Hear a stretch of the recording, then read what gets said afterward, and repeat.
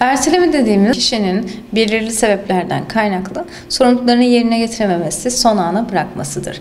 Ertelemenin birçok sebebi olabiliyor. Başta kişinin o işi yeterince önemsememesi ya da kişinin o işi yapacak yeterince motivasyona sahip olmaması, başarıyla ilgili olan başarıya fazlaca anlam yüklemesi, başarısızlık kaygısı ya da takıntı problemleri gibi birçok sebebi bulunmaktadır. Özellikle ertelemenin kaynağını bulmakta fayda var. Ertelemenin ana temel kaynağı motivasyon eksikliği ise bu yönde destek alınabilir. Da kendimizi içsel olarak motive edecek, iyi hissettirecek ödüllendirmeler yapabiliriz.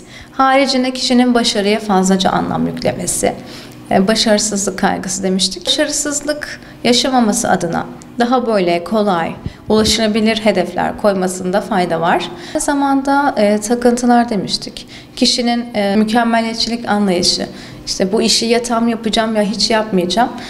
Tam yapmak her zaman için daha zordur ve kişi bir şekilde tam yapamadığı için yapmamayı seçer. Gibi erteleyen insanların belirli hastalıklara kapıldığı düşünülebilir. Ancak evet, ertelemek bir hastalık olmamakla birlikte sonrasında ertelendiği takdirde belirli psikolojik rahatsızlıklar ortaya çıkabilir. Stres gibi, pişmanlık, suçluluk hissi gibi.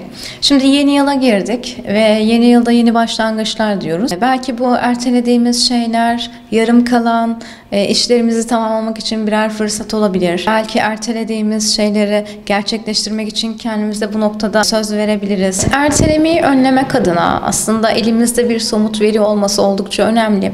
Ertelediğimiz noktaları, tamamlamak istediğimiz işleri bir kağıda yazıp bunların arasından hangisi kolay ulaşılabilir, daha hızlı bir şekilde yapabileceksek bunları yapıp gerçekleştirip yanına bir işaret koyabiliriz. Bunları yaptıkça da aslında başarıya yönelik motivasyonumuz da artacaktır.